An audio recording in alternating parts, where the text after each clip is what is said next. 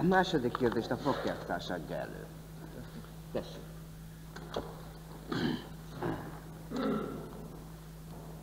Tisztelt eltársak! A Központi Bizottság 57. február 26-i határozata intézkedett Moszkvában, illetve Szovjetunióban élő néhány volt vezető hazatérését illetően. A határozat úgy szólt, hogy Rákosi és Gerő elvtársak 5 éven belül Kovács Hegedűs, Piros Bata és még néhány más volt vezető 1 éven belül nem térhetnek haza. Az 1 év az mostanában telik le, jövő hónapban, tehát időszerű gondolkodni rajta, hogy ezt a határozatot hogyan hajtjuk végre. Végre lehet hajtani úgy is, hogy februárban letelt az 1 év, jöjjenek haza, amikre ez szólt, végre lehet úgy is hajtani, hogy ne jöjjenek haza, hanem csak később. Erre vonatkozólag a Politikai Bizottság elkészített határozati javaslattervezetet és egy a párttagsághoz szóló levéltervezetet az eltársak megkaptak és tanulmányozhattak. Az időközben már tanulmányozott határozati javaslat és levéltervezet a Politikai Bizottság egységes álláspontját tartalmazza, nem csak az érintett személyek hazatérésének időpontját illetően, hanem az összes ott abban foglalt kérdésekben. Ezek közül a kérdések közül egyre szeretném a nyomatékosan a Központi Bizottság tagjának figyelmét felhívni. A levélben is érintve van, hogy a szocializmus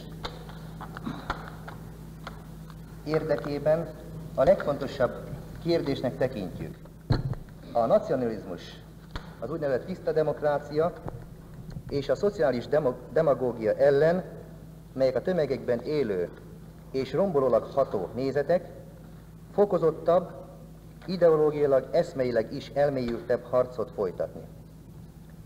Annak tudatában kell ezt a harcot vinnünk, hogy ezzel a revizionizmus, a burzsóá befolyás alapjait verjük szét. Ennek a harcnak azonban alapfeltétele, hogy vessünk véget a pártban annak az elnéző, megértő magatartásnak, amely még erősen megvan a dogmatikus gondolkodással, szektás jelenségekkel kapcsolatban. Enélkül mi eredményesen revizionizmussal szemben harcolni nem tudunk. A mi 1 évvel ezelőtti határozatunk a régi vezetőkre vonatkozólag a párt és nép érdekeiből indult ki, és éppen ezért feltétlenül igazságos és helyes volt. Helyes volt a mi határozatunk sok szempontból. Ezek közül a szempontok közül egyet említek meg, amit az előbb említett kérdésnél már érintettem. 3 kérdést tennék föl, hogy ezt a kérdést megválaszolhassam. Vajon, ha ezt a lépést meg nem tesszük, a régi vezetőket nem tartjuk távol az ország, a párt vezetésétől, vajon ebben az esetben gyorsabban szerveződött volna meg a mi pártunk? A másik ilyen kérdés. Ebben az esetben gyorsabban konszolidáltunk volna politikailag? Vagy jobb gazdasági eredményeket értünk volna el velük, mint nélkülük? Azt hiszem, a kérdést így föltesszük, erre mind a 3 kérdésre határozott nemmel kell válaszolnunk. Velük, ővelük együtt, közösen, jelenlétükben, pláne segítségükkel sokkal messzebb tartanánk, a párt szervezése nehezebben indult volna meg, a politikai konszolidáció nehezebb lett volna, gazdaságilag éppen azért, mert a tömegek nem álltak volna mellénk, sokkal kisebb eredményeket értünk volna el. Ezt értem alatt, amikor azt mondom, hogy a párt és nép érdekében jártunk el, amikor így cselekedtünk 1 évvel ezelőtt. Logikus föltenni a kérdést, hogy miért? Vajon ők nem akartak volna a pártért harcolni, a népért harcolni, a szocializmusért harcolni, a gazdasági helyzet megjavításáért harcolni? Azt kell mondanom, hogy világos, hogy ők is ezt akarták volna. Nem is ebben van a hiba. Akartak ők azelőtt is az árulással szemben is harcolni, a revizionistákkal szemben is harcolni, a nép érdekeiért is harcolni, de mind erre képtelenek voltak. Miért voltak képtelenek rá?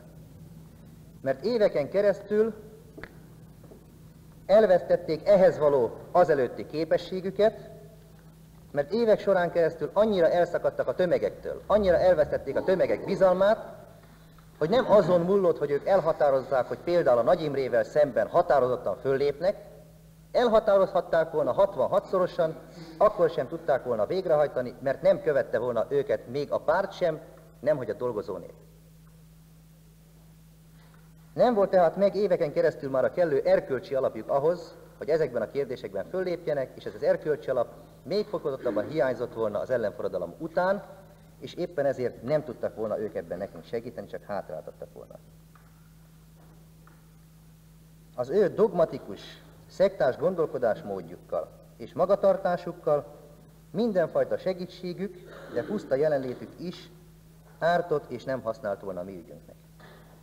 Nem akarom ismételni az írásban kiadott kérdéseket, de mégis ahhoz, hogy felelősséggel döntsön a Központi Bizottság ebben a kérdésben, néhány körülményt figyelembe kell vennünk a határozat meghozatala előtt. Az egyik ilyen kérdés. A legutóbbi központi bizottsági zárt ülésen foglalkoztunk egy témával, és az ott tárgyaltakkal kapcsolatban bizonyos intézkedések fognak bekövetkezni a közeljövőben. Számolnunk kell az intézkedés során avval, hogy úgy a belföldi, mint a külföldi reakció éles támadásával fogunk találkozni. Ugyanakkor, ugyanebben az időben a szektás nézetek is fel fognak éledni. Helyes lenne-e vajon, ha egy ilyen belpolitikai szituációban itthon lennének ezek a régi vezetők, nem-e úgy fognák föl külföldön is és belföldön is, most föl tudnak már lépni határozottabban a régi vezetők itthon vannak, most már föllépnek határozottan a revizionistákkal szemben, és a többi eddig nem tették meg, mert hát ezek az emberek akarják csinálni, ők, akik itthon voltak, nem akarták csinálni. Tehát föltétlenül helyes az, hogy amíg ez meg nem történik, addig ne legyenek itthon. Röviden néhány szót, hogy a kint lévő elvtársaknak milyen a magatartása, milyen volt egy éven keresztül, milyen most a magatartásuk.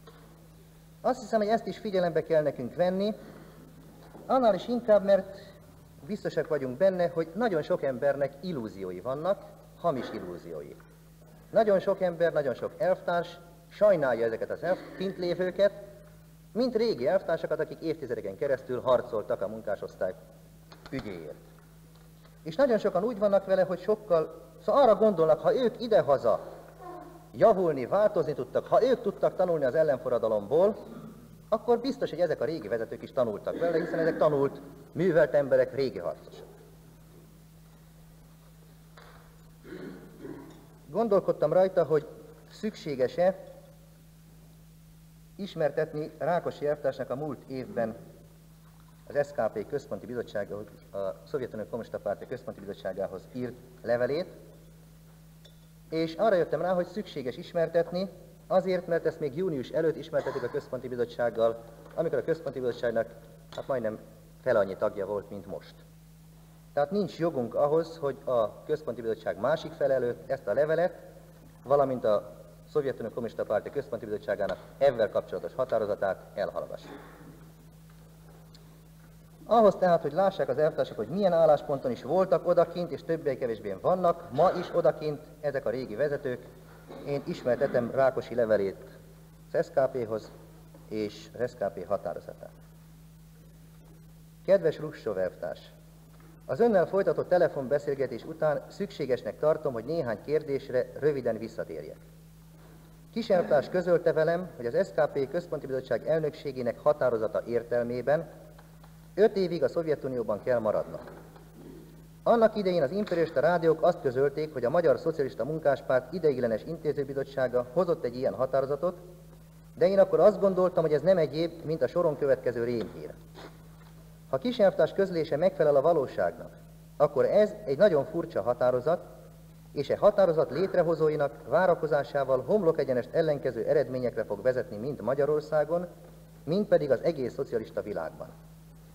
Hruscsov elvtárs, ön azt mondta nekem, hogy a magyar delegáció tagjai olyan vádakat hoztak fel ellenem, amelytől az ember haja az égnek áll, és hogy ezen vádak alapján engem Magyarországon letartóztathatnának. Közölnöm kell, hogy Kis elvtársat az ideiglenes intézőbizottság megbízta azzal, hogy tegyen javaslatot nekem az új pártba való belépésre. 4 nappal ezelőtt Nemes elvtárs, a levél márciusban íródott valamikor, március végén, 4 nappal ezelőtt Nemes elvtárs, a párt központi lapjának főszerkesztője közölte velem, hogy az ideiglenes intézőbizottság határozatának megfelelően írhatok cikkeket az újságba. E két tény is azt igazolja, hogy azok a komoly vádak nem is annyira komolyak. Engedje meg arra hivatkoznom, hogy 1953-ban ön és az elnökség más tagjai elhitték azt, hogy én titkos tárgyalásokat folytatok Eisenhowerral. Kérem, közöljék vele, miféle vádakról van szó, s tegyék lehetővé, hogy azokra az elnökség tagjai előtt válaszolhassak. Meggyőződésem, hogy ezen kérésem teljesen jogos, és az elvtársak nem utasítják el azt. Véleményem szerint először engem kell meghallgatni, és csak azután lehet határozatot hozni. Kis elvtárs azt mondta az itteni magyar elvtársaknak, hogy én politikailag halott vagyok. Ön, Hruscsov elvtárs, szintén arról beszélt, hogy nekem fogalmam sincs a magyarországi helyzetről. Azt jól tudom, hogy az én magyarországi befolyásom nem a régi. Ez az általam elkövetett hibák és azon rágalomhagyjárat következménye, amelyet olyan kitartóan vezetnek ellenem Magyarországon, és természetes Magyarországon kívül is. A Szovjetunió és a szocialista világ részéről az új pártnak nyújtott hatalmas politikai és gazdasági segítség ellenére is a régi párt tagjainak 75%-a nem hajlandó belépni az új pártba. E szomorú jelenség egyik okát abban kell keresni, hogy az elvtársak egyik része hisz, a másik része pedig nem hisz az ellenem indított kampánynak. Tudom, hogy a Magyar Népköztársaság 12 éves múltját tovább gyalázni úgy, hogy az eddig történt nem lehet, és a pozitív eredmények józan értékelésével egy időben megszűnik a személyem körüli egyelőre még létező hisztéria is. A magyar sajtóból látom, hogy a rákosisták üldözése egyelőre folytatódik, és a Népszabadság egyik szerkesztője az elmúlt héten közölte velem, hogy rákosisták ezrei vannak még munkanélkül. Naponként tapasztalom, hogy a jó elvtársak nem csak Magyarországon, hanem máshol is hisznek nekem. Ezt tudják az MSZNP vezetői is, másként ők nem szorgalmaznák úgy 5 éves számüzetésemet. Hruscsov elvtárs, ön azt mondta nekem, hogy elsősorban én vagyok felelős október 23-áért. Bizonyos felelősségem nekem is van, de még nagyobb a felelőssége Nagy Imrének és társainak, Kádárnak, Kisnek, Aprónak plusz Titónak, akik fellázították az ifjúságot, és akik lényegében az ellenség kezére dolgoztak. Ha ezen tényeket az elvtársak nem ismernék, én megfelelő információval szolgálhatok. Véleményem szerint vissza kell térni ahhoz a tervhez, amelyet november 4-e előtt a szovjet elvtársak is jóváhagytak, az összes egészséges, becsületes kommunisták egyesítéséhez.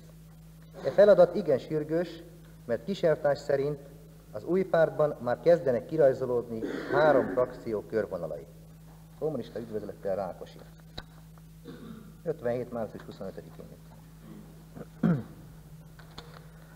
Az SZKP Központi Bizottságának 57. április 18-i határozata Rákosi elvtársnak az SZKP Központi Bizottságához intézett 1957. március 25-i levelével kapcsolatban. Rákosi elvtárs, akivel magyar barátaink közölték az MSZNP Központi Bizottság azon határozatát, mely szerint neki nem célszerű visszatérni Magyarországra, levelet küldött az SZKP Központi Bizottságához, és e levélében nem ért egyet ezen határozattal, bírálja az MSZNP vezetőségének politikáját, és kitart amellett, hogy nyújtsunk segítséget Magyarországra való visszatéréséhez. Az SZKP Központi Bizottsága ezzel kapcsolatban szükségesnek tartja leszögezni saját álláspontját.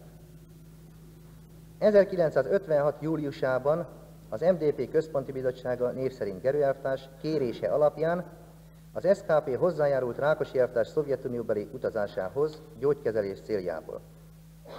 Rákosi elvtársat ebben az időben mentették fel az MDP Központi Bizottság első titkári tiszte alól.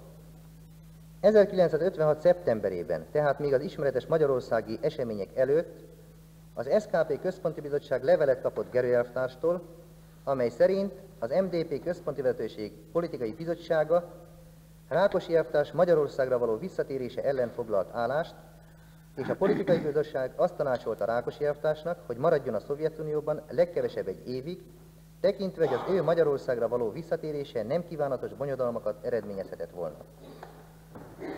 Az SZKP Központi Bizottság azonnal beleegyezését adta Rákosi elvtárs további Szovjetunióbeli tartózkodásához, és közöltük, hogy biztosítjuk számára a szükséges életfeltételeket és gyógykezelést.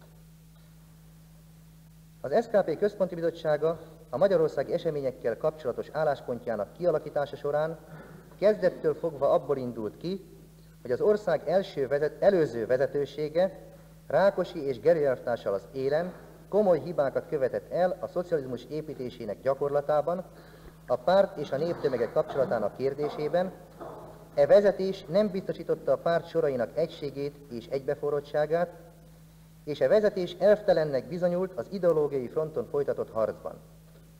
Az MDP vezetősége elszakadt a párt és néptömegektől, a kommunistákkal kapcsolatban durván megsértette a szocialista törvényességet, és ugyanakkor nem folytatott határozott harcot az ellenforradalmi elemekkel, és elvesztette tekintélyét. Mindez a proletár diktatúra komoly meggyengülését eredményezte Magyarországon. Mindezt az elmúlt év eseményei is igazolták, a népi demokratikus Magyarország ellenségei saját aljas céljaik érdekében kihasználták a Rákosi-Gerő-féle vezetés hibáit és Nagy Imre árulását. Rákosi elvtárs március 25-i az SZKP Központi Bizottsághoz intézett levelében az MSZNP Központi Bizottság határozatával ellentétben továbbra is Magyarországra való visszatérése mellett tör pálcát, és az állítólag kezében lévő információkra, valamint a Magyarországon levő közvetlen kapcsolataira hivatkozva rosszindulatúan, tendenciózusan bírálja az MSZNP és a Magyar Népköztársaság vezetőinek tevékenységét. Amellett, hogy általános szavakban elismeri saját, idézőjelben téve bizonyos felelősségét a magyarországi eseményekért, Rákosi elvtárs főbűnösként Kádár elvtársat és az MSZNP más vezetőit emlegeti. Az SZKP Központi Bizottság nem csak, hogy nem ért egyet Rákosi elvtársnak a Magyar Népköztársaság vezetőinek tevékenységével és az ország belpolitikai élete fejlődésével kapcsolatos március 25-i és előző leveleiben kifejtett nézeteivel, hanem a nézeteket politikailag károsnak, az országban uralkodó helyzettel gyökeresen ellentétesnek, az MSZNP és a magyar nép érdekeivel ellenkezőnek tartja.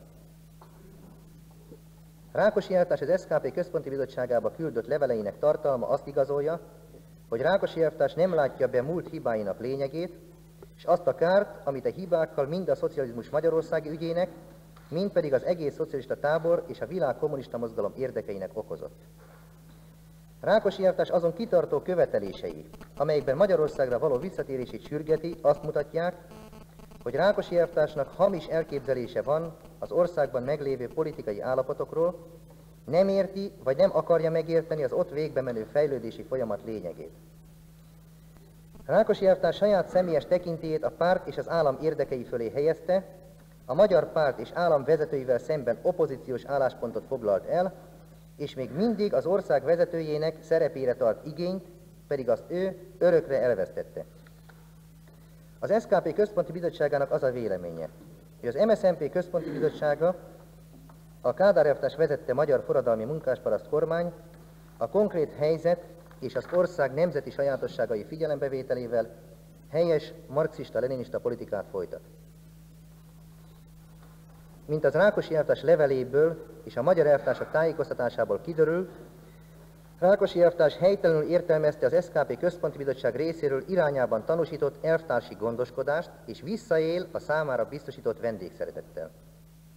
Rákosi elvtárs moszkvai tartózkodása során aktívan törekszik kapcsolatok kialakítására a Magyar Népköztársaság moszkvai nagykövetségével és közvetlenül Magyarországgal, felkutatja a saját megbízható embereit, és megbízásokat ad nekik tendenciózus, az MSZNP vezetősége és a párt politikai vonala ellen irányuló hírek és anyagok gyűjtésére.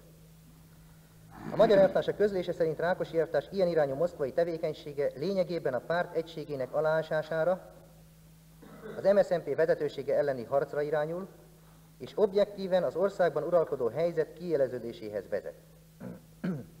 Ezért az SZKP Központi Bizottság teljes egészében osztja az MSZNP Központi Bizottság azon álláspontját, hogy Rákosi elvtárs Magyarországra való visszatérése nemhogy nem célszerű, hanem politikailag káros lenne a párt ügye, valamint a párt és a tömegek közötti kapcsolatok erősítése szempontjából.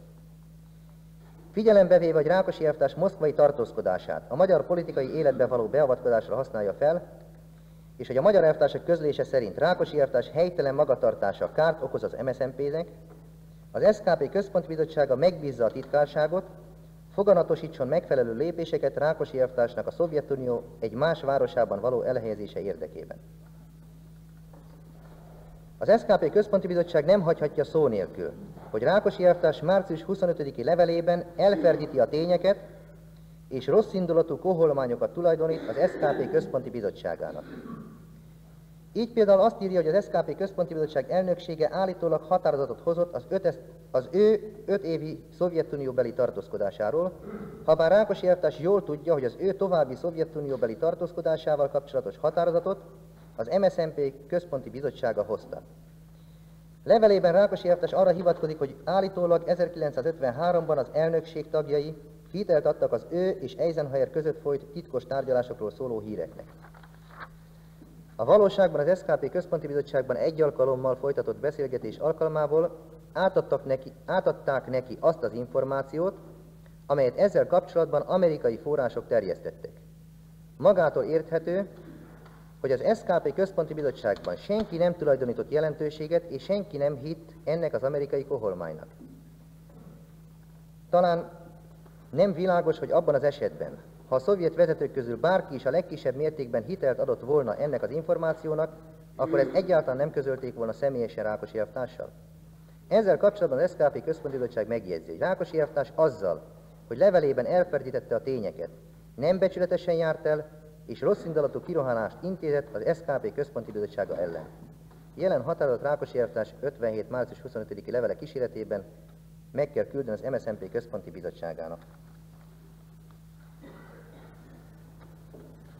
Rákosi magatartásának abban az időben, amíg el nem került Moszkvából, hatása volt a többi ott lévő elvtársakra is.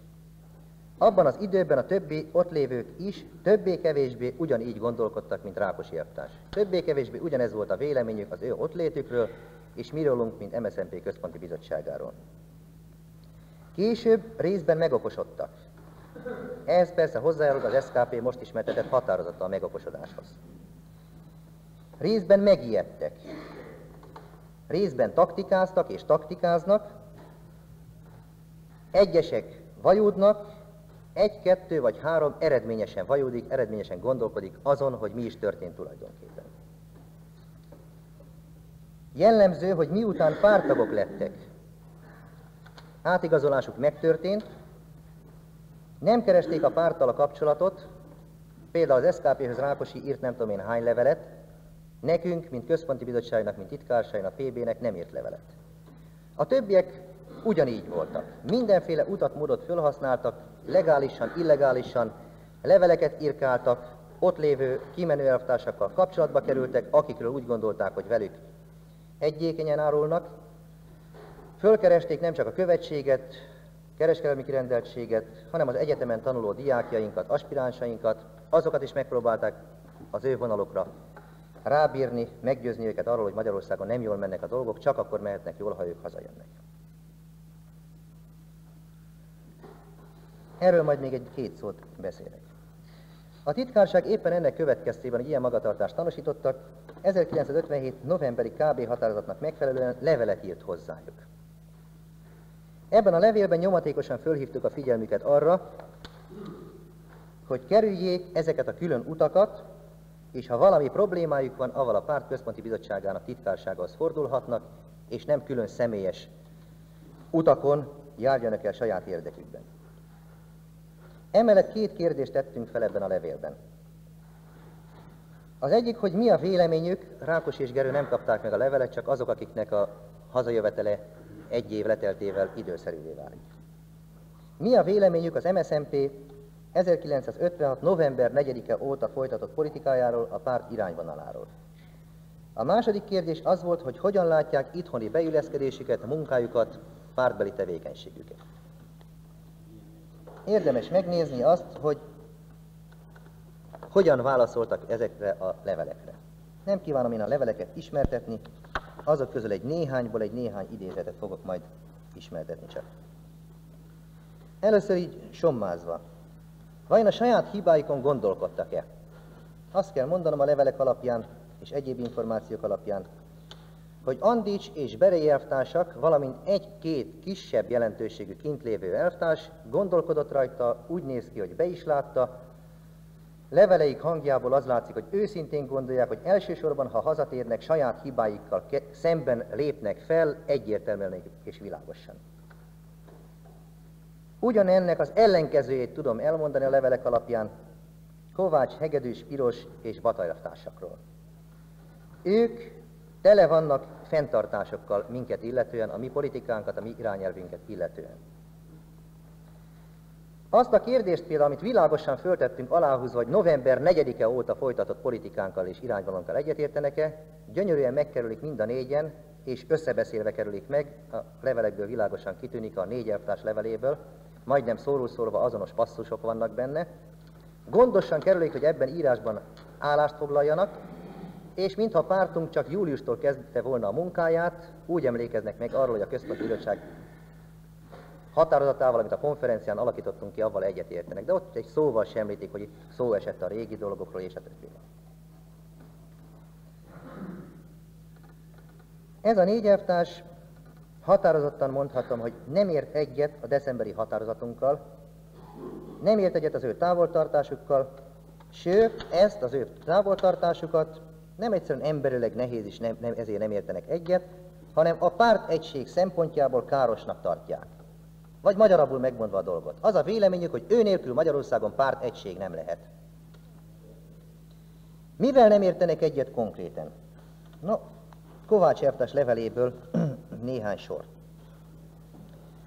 Mivel akaratomon kívül már több mint egy éve az országtól és a párttól távol élek, és a párt politikai irányvonaláról főleg csak a sajtó útján értesülök, nem rendelkezem elegendő tájékozottsággal ahhoz, hogy kellő részletességgel, alapossággal és felelősséggel meg tudjam válaszolni a feltett kérdést, miszerint egyetérte velünk.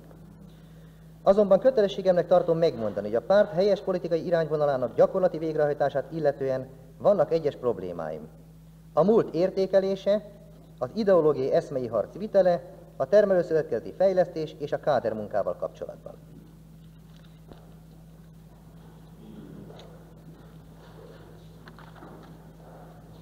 Egy másik idézet még ebből a levélből, ami az országból való távoltartásunkat és a velem kapcsolatos döntéseket illeti, az elvtársak az álláspontomat jól ismerik. Meggyőződésem, hogy kinttartásunk és ügyünk rendezésének elhúzódása káros a pártra és csak felesleges problémákat okoz. Ha mi régen otthon lennénk és határozottan kiállnánk a párt egység, a párt politikája mellett, és aktívan dolgoznánk annak végrehajtásáért, akkor mi már, mint a többi előttünk hazament elvtárs, lekerültünk volna napirendről, és megszűntünk volna probléma lenni. Hát ami a párt egység mellett és a párt politikája mellett való határozott kiállást illeti, ott kezdődött volna szerintünk, hogy ebben a levélben legalább határozottan kiáll a párt november óta folytatott politikája mellett. Piros elvtárs leveléből egy rövid idézet. Ez inkább csak azért, hogy mennyire hogy együtt élnek és összebeszéltek, hogy nehogy egy szót is úgy írjanak le, hogy azt mondhassuk, hogy ők már ott kint megmondták, hogy egyetértenek velünk.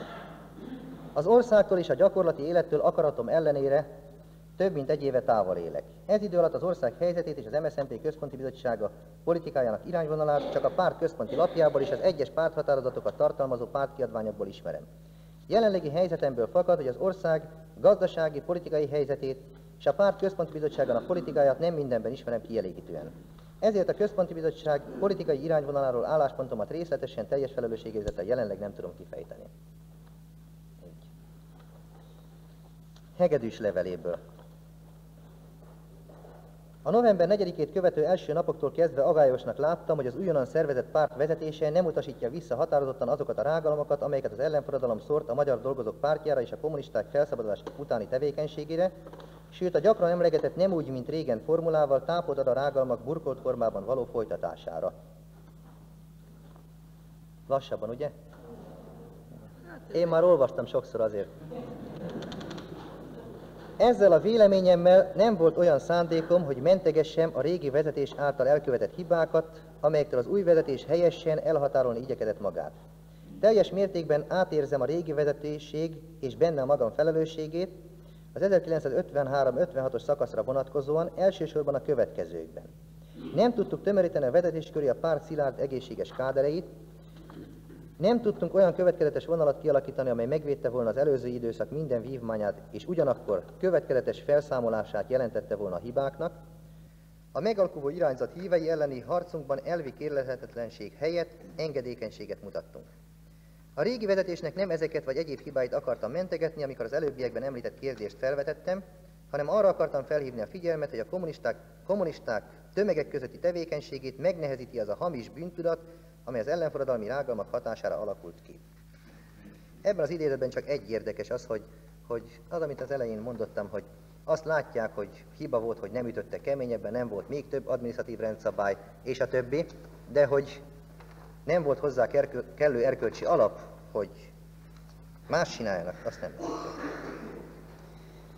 Megemlíti még Hegedűs elvtárs a levelében, hogy nem tudok olyan helyzetet elképzelni, hogy frakciós tevékenységet folytassak, vagy akár csak az ellenzéki színt képviseljek lenini elveken álló pártvezetéssel szemben. A későbbiek folyamán majd ismertetni fogok egy levelet, amelyekből világosan kitűnik, hogy ő minket nem tart lenini elveken álló pártvezetésnek, úgyhogy ezt is gyönyörűen megfogalmazta, hogy hát ha mégis képvisel valamit, akkor azért, mert mi nem vagyunk leninisták.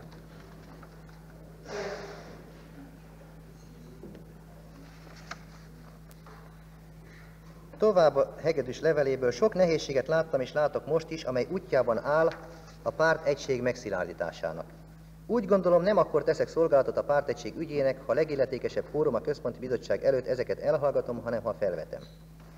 Ilyen akadálynak látom, bár jelentőségét nem értékelem túl, a régi vezetés több tagjának a Szovjetunióban tartását. Ilyen módon minket könnyen ellenzéki színben tüntethetnek fel, ha viszont otthon lennénk, a párt bonyolult, nehéz, mindennapos harcában már régen kiderült volna, hogy alaptalan azoknak a reménye, akik tőlünk ellenzéki magatartást várnak.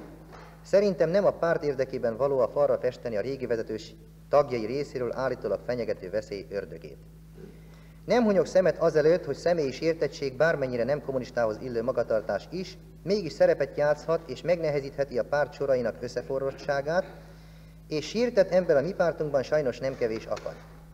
Ez azonban veszélyessé a pártra csak akkor válik, ha akadnak olyan emberek, akik ebből politikai tőkét akarnak kovácsolni.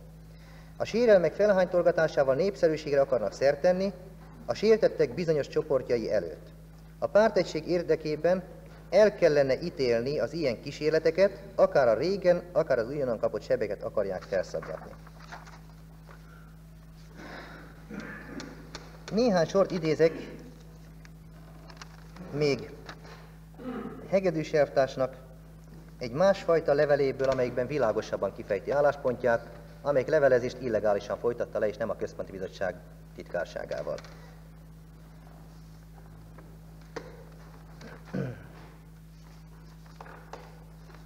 Az egyik levélben ez van, néhány sor csak belőle.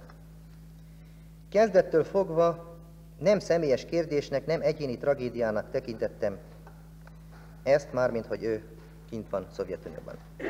Világosan láttam azt, hogy az a politika, ami otthon kialakult, nem teszi lehetővé a kommunisták sorainak az összeforrását, a pártegység megteremtését. Enélkül viszont az ellenforradalom a fegyveres vereség ellenére is jelentős pozíciókat tud megtartani, sőt esetleg itt-ott növelheti is befolyását. Hogy mi és hogyan történt, azt te jobban tudod, mint én, hiszen te ott vagy. A másik levél az már később íródott március 11-én, februári határozatunkat már ismerte Hegedűs elvtárs, mikor írta a levelet. Azt írja, követtünk el hibákat, mármint a régi vezetés néhány tagja. De nem vezetett bennünket más érdek, mint hogy a nép javát szolgáljuk. Azok előtt, akik most szinte versenyeznek az árak és bérek emelésében, nem szégyellem magam azért, hogy évente kiszámítottuk, mennyit adhatunk bér és áremelésre, és ehhez tartottuk magunkat. Még azt sem vetem a magam szemére, hogy nem harcoltam a beruházások néhány milliárddal való csökkentésért, mert ismerem a nyugati ipar előrehaladását, és tudom, hogy a beruházások mai szintje mellett nem csökken, hanem nő a fejlett ipari országok és a mi országunk közötti különbség. A begyűjtésről ismered véleményemet, sohasem tartottam a szocialista gazdaság szerves részének, de az adott helyzetben a fő élelmiszertermékekre vonatkozóan nem tartottam helyesnek megszüntetését. Ki kell várnunk, hogy mi lesz ezekből a most népszerű intézkedésekből. Félek attól, hogy a nép, különösen a munkásosztály sokat veszt ezeken. A továbbiakban mi a legnagyobb hibát ott követtük el, hogy nem vívtuk meg a nép előtt ideológiai és politikai módszerekkel a harcot a demagógiával, a revizionizmussal, azzal a posvánnyal, amely 1954 után folytogatott bennünket.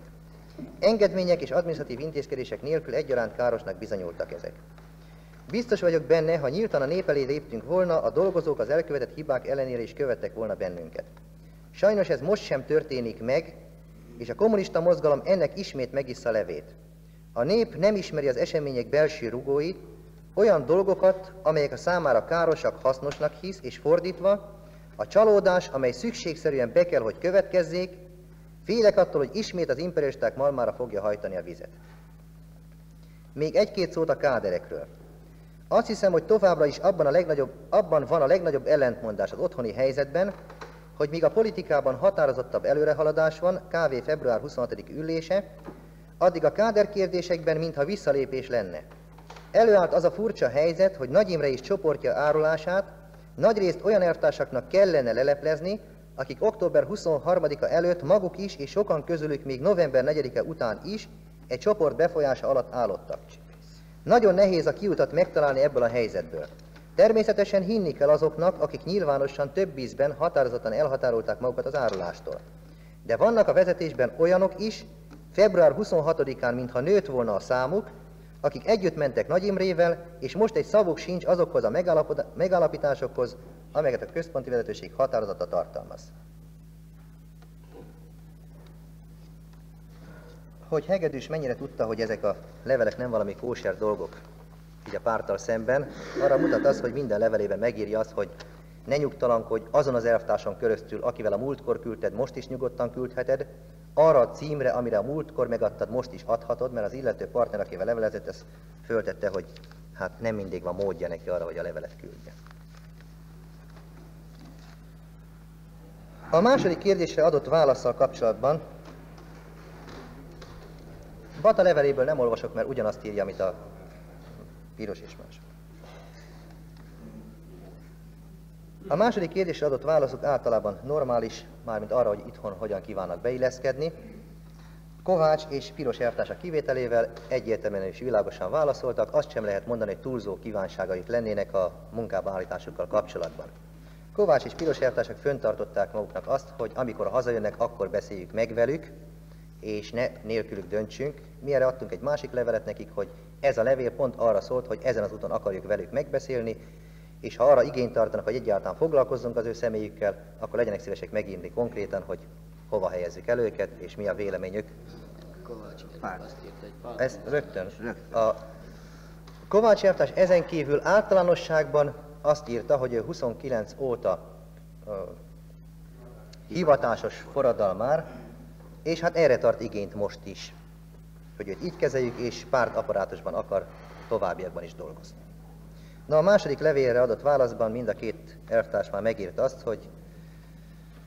hogy hova helyezzük el. Kovács fenntartotta továbbra is, hogy ő nem tudja, hogy miért nem lehetne őt pártaparátusba, nem irányító posztra, mert megírtuk azt, hogy talán az a baj ő vele éppen, hogy nagyon hosszú ideig volt mindig irányító poszton, és ideje lenne, hogy néhány éven keresztül legalább ott legyen, ahol végre kell hajtani.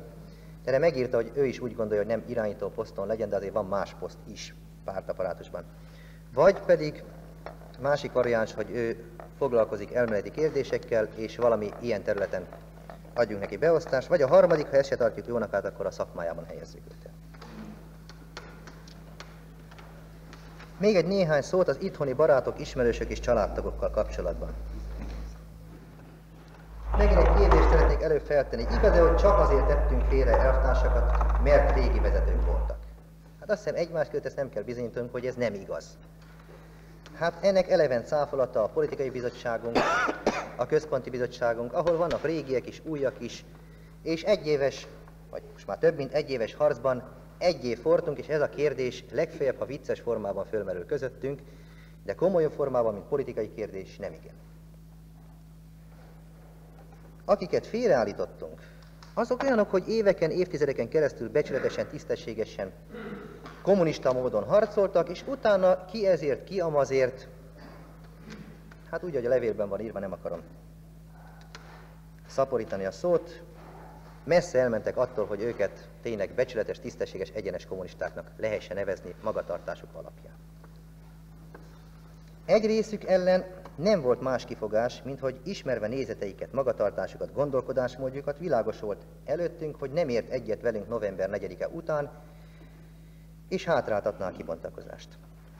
Az, hogy nem ilyen alapon tettünk félre embereket, hogy mert régen is vezető volt, az bizonyítja az is, hogy a miniszteri állományunknak nem tudom, a 90%-a ugyanaz, akik voltak régen miniszterek. Miniszterhelyetteseknél is kb. 90%-ban, 85%-ban ugyanazok a miniszterhelyettesek. Iparigazgatóknál hasonló arányban. Sőt, én azt hiszem, hogy az is világos mindannyiunk előtt, hogy aki a miniszterek közül központi bizottsági tag volt, nem mondtuk meg, hogy most kimaradt a központi bizottságban. Nem mondtuk meg, hogy le van zárva örök időkre a központi bizottság kapuja ő előttük. De ahhoz, hogy ez a kapu nyitva legyen, illetőleg bejöhessenek ezen a kapun, ahhoz hát nekik kell változni, nekik kell nem csak szakmailag jó és jobb munkát mutatni, hanem politikailag is megnyikkanni, és azt mondani, hogy tényleg látják azt, hogy tudják, hogy miért nem lettek ők egyből központi bizottsági tagok. Sajnos ilyen hiba van még, hogy ezzel egy kicsit várnak ezek az elvtársak. Talán arra várnak, hogy a párt változzon, de gondolom, hogy erre fölösleges nekik várni. Vannak sokan idehaza, nem kell eltúlozni, de vannak néhány ezeren, talán néhány tízezeren, akik várják ezt a hazatérést és fölkészülnek erre. Vannak ezek között olyanok is, akik azért, mert ők ezeknek az embereknek a kreatúrái, amikor ők itt voltak, akkor ők magasabb pozícióban voltak, amikor nincsenek itt, alacsonyabb pozícióban vannak. Ha visszajönnek, számítanak rá, hogy esetleg megint följebb mennek. Mások egyszerűen csak azért, mert nem biztosak benne, hogy ez marad a pártnak a vonala, és a visszatéréssel arra számítanak, hogy most, ha még nem nyilatkoznak jobbra-balra, akkor még nem kötelezik el magukat, még abban az irányban is tudnak menni, és nem lesz velük így sem baj. Ezek az emberek általában szakmailag végzik a dolgokat, politikailag pedig tartózkodóak. Mi egy kicsit ilyen túlzott türelemmel voltunk ilyen jelenségekkel szemben, és az a véleményem, hogy egy kicsit talán a mi túlzott türelmünk károkat is okozott, ezeket a tendenciákat, nézeteket egy kicsit erősítette. Az embereket mi is bizonytalanná tettük egy kicsit ezekben a kérdésekben, megmaradt az agyuk egy rekeszében, hogy hát ha mégis valamiféle változás. És mostanában azt is tapasztaljuk, hogy a régi vezetésnek ilyen kreatúrái kicsit fölbátorodtak. Én két példát említenék meg, nem is olyan jelentősek, nem is olyan nagyok talán. Az egyik talán nem is ide tartozna, hanem inkább a régi vezetők magatartásához. Néhány feleség, aki időközben ugye hazajött a múlt év elején, a múlt év végén kín volt a férjeket meglátogatni. Ezek között a Piros elvtárs felesége is. Miután hazajött, összegyűjtött egy néhány asszonyt, nem az ő, hanem egy idegen lakáson. Ezek az asszonyok jó indulatilag elmentek, azt hitték, hogy arról lesz szó, hogy a Piros elvtárs nő a Nőszövetség körzeti vezetője legyen, amiről szó volt ott a körzetben már heteken keresztül, és azt mondta, hogy majd akkor ad választ, ha visszajön Moszkvából. Hát jó hiszemben elmentek őket, egy szót nem lehet rájuk mondani, hogy ők, nem tudom én, paktálgatnak, vagy mi. És erről egy szó nem esett ott ezen a megbeszélésen, hanem avval kezdődött, hogy a tucatnyi fényképen keresztül mutatta, hogy nagyon jól érzik kint magukat az elvtársak, egészségesek, együtt fényképezve négyen a feleségekkel együtt, külön-külön és a többi. Elmesélte azt, hogy a Központi Bizottság titkárságától levelet kaptak, pontosan elmondta a levélnek a szövegét, azt, hogy mikor jönnek haza. Azután elmondta azt, hogy a férjével éjszakákon keresztül beszélgettek odakint, és hát az a véleményük, hogy a legnagyobb baj az volt, hogy október előtt már tilos volt az elvtársakat figyelni, és pedig rengeteg adatuk volt, hogy ezek az elvtársak készülnek az ellenforradalomra. Kár volt a rehabilitációért október előtt, mert ezek a csirkefogok jó helyen voltak. Rajk nem más, mint egy becsapott csaló. Rákosi és Gerő hazajöhetnének, igazán részt vehetnének az ország vezetésében, kár rájuk ilyen határozatot hozni, hát a többiek hazajönnek, miért nem jöhetnek ők is haza. Azután, hogy jellemző, hogy KB tag lehet ebben a pártban, mármint hogy a pártra jellemző, hogy KB tag lehet olyan ember, aki az ellenforradalom időszakában kimutatást készített arról, hogy a régi vezetők személyére mennyit kellett költeni. Hát ilyen modorba folytotta a beszélgetése. Én is mindjárt Sándorra gondoltam, nem mondtak a nevet meg, de hát szóval így van, föltehetően a Sándorra gondoltak. No, a másik ilyen kicsit jellemző dolog, talán még jellemzőbb, mint ez az előbbi, mert itt nyugodtan lehet mondani, hogy hát ez a nő buta, és a férje meg elég buta volt arra, hogy ő neki elmondja saját nézeteit. A másik dolog, a Kebbelőtt volt egy ilyen ügy, a 8 kerületből egy Keletiné nevű volt pártaggal kapcsolatban, már azért volt, mert a múlt héten kirúgtuk a pártból. Tessék? Hát kizárták, de tényleg rúgni kellett volna. Aki mindenfélét összehordott a mostani vezetéssel kapcsolatban, a régi vezetők dicsőítésére, a mostaniak személy szerinti lejáratására, és a többi, amit el lehet képzelni, nem kívánom ezt részletezni. Amikor a Kebbelé került, szinte meg volt dicsőülve, hogy oda kerülhet a Kebbelé, és olyan véleményt hangozhatott többfelé, a Kebbelőt is körülbelül így fejezte ki magát, ez volt az értelme, hogy nem baj az se, ha kizárják őt a pártból, jó pont ez lesz ez neki még a jövőre vonatkozólag. Hát ezt a jó pontot most megszerezte a Kebb neki. Hát. Fölmerülhet még egy kérdés, az, hogy mit szólnak hozzá a mi barátaink, elsősorban a Szovjetunió kommunista pártja. Vajon nem-e abból indulnak ki, hogy púp a hátukon, hogy ott vannak ezek, és nem-e ebből eredően azt kívánják, hogy hozzuk őket haza? Persze a púpot illeti tényleg púp a hátukon, és nem kellemes dolog nekik, hogy ott vannak. De az a véleményük, hogy kibírják ezt. Ennél kellemetlenebb dolgokat is kibírnak a Magyarország érdekében is, meg a nemzetközi munkás osztály érdekében, úgyhogy kibírják ezt is, hogy ezek az emberek ott legyenek. Az a véleményük, hogy minket ez egyáltalán ne befolyásoljon és ne zavarjon, hogy ő nekik ez púp vagy nem púp. Minket csak egy dolog vezéreljen, az, hogy a mi pártunk és az itthoni haladás érdekében mi a helyes. A kínai elvtársak álláspontja szintén ismeretes, akik a kérdést úgy tették föl, hogy nem-e korai, hogy 1 éven belül, meg 5 éven belül hazahozzuk őket, és elmesélték, hogy nekik van olyan vezetőjük, aki 17 évig volt odakin, vagy még talán olyan is van, aki még most is odakin van 11 néhány év után. Nekik más időszámításuk. Igen, más az időszámításuk, úgyhogy... 6000 év. No, a hazatérés időpontjával kapcsolatban. Én úgy érzem, hogy egy kicsit elszakadtam a politikai bizottság vonalától, és egy kicsit a személyes indulataimat is belevittem, itt különösen a levelek olvasása közben. Elég nyugodtan beszél. Talán mondjuk úgy, hogy megrezdült a hangom, és elcsuklott, amikor elvtársat kellett mondani, és nehezen tudtam kimondani. Szóval lehet, hogy ilyesmivel is az ember befolyásolja azokat, akik hallgatnak. De éppen ezért most kikívánom hangsúlyozni, hogy Mindenki látja rajtad, alig váratva, hogy hazajöjjön.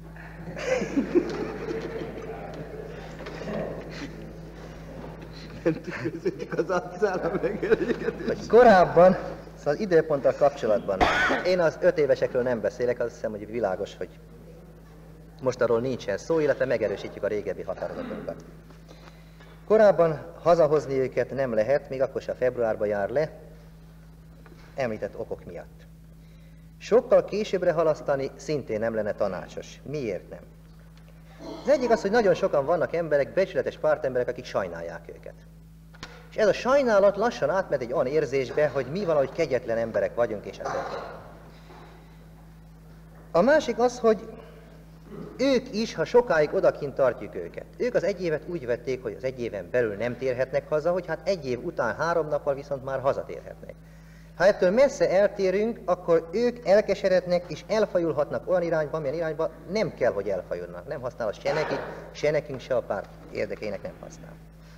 Tehát ezért van ez a határozatunk, amit a levélben, illetve a határozati javaslatban adtunk. Most még abban a kérdésben, hogy lesz-e velük harc, lesz-e velük bonyodalom. Hát itt is úgy nagyon megoszlanak a nézetek. Van, aki úgy elintézi, hogy fene, hazajönnek, örülnek, hogyha élnek, örülnek, ha dolgoznak, semmi baj nem lesz velük.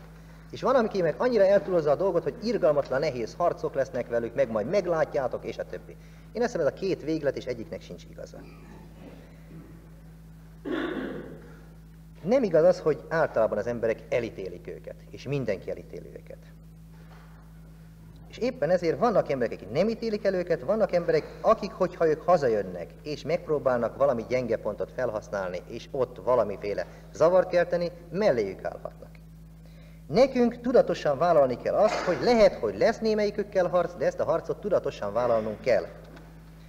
Ha van ilyen nézet a mi pártunkban és a tömegekben, hogy sajnálkozás, nem fölismerése a valóságos helyzetnek az ő távoltartásokkal kapcsolatban, mint ahogy van, akkor nekünk a folyamatot meg kell gyorsítani, hogy ezek a nézetek minél hamarabb tisztuljanak, és a párttagok álláspontja teljesen világos legyen és egységes legyen.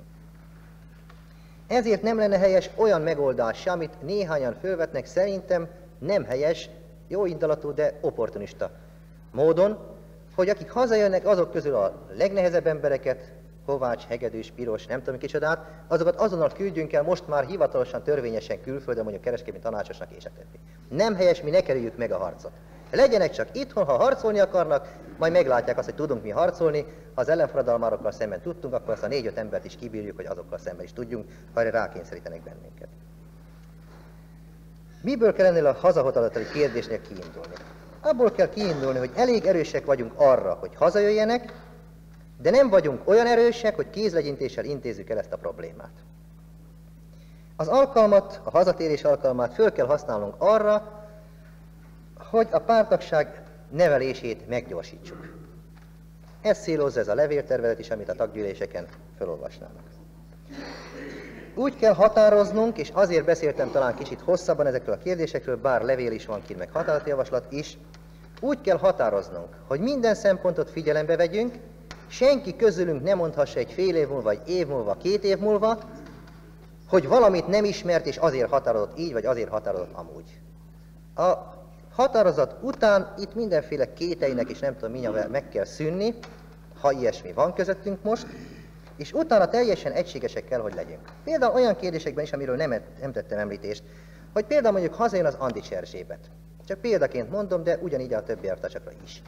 Ő azt mondja, hogy ő a történelem szaknak a tanára, és ott a helye nincs még betöltve. Na lehet határozni, majd gondolom ezt a titkárság vagy a PB-re bízza a központi bizottság. Oda lehet őt tenni. Na most hogy kell értelmezni azt, hogy saját maga vívja ki magának azt, hogy a párttagság és a tömegek elfogadják, és a többi. Hát az, hogy mit kell neki csinálni, azt értjük. De az, hogy a párt nem adja oda a tekintélyét ehhez, vajon úgy kell értelmezni, hogy azon az egyetemen, hogyha hőbörgös fiatal emberek megtámadják őt, ilyen revizionista társaság, vagy ilyen hőbörgös társaság, akkor a párt nem áll ki mellette, de igenis kiáll mellette. Meg kell védeni ilyen esetben. De ha ő odáll arra az egyetemre, és az ő régi hibáiról mondjuk nem mond egy árva szót se, és ezért megtámadják őt tisztességes kommunisták, akkor a vénisten áll ki mellé. Álljon ki ő maga mellett. A párt nem nem adja a tekintélyt, vagy a vonalát nem kockáztatja az ő érdekében. Körülbelül így kell értelmezni, mindegyik elvtárssal kapcsolatban ilyen problémák lehetnek. Vagy megérti, hogy neki kell megszerezni a tekintélyt. Mi ellenforradalmárokkal szemben megvédjük. Revizionistákkal szemben megvédjük. Árulókkal szemben megvédjük. De a párttagsággal szemben, akik a párt vonalát védik és féltik, azokkal szemben mi nem állunk oda az ő védelmükre. Hát ez az, amit befejezésül akartam mondani, hogy úgy döntsünk, hogy mindenki el tudja mondani, hogy minden kérdést ismer, ami ezzel kapcsolatos, a döntés egységes volt, a végrehajtás egységes, és semmiféle nézeteltés továbbiakban nem merül föl.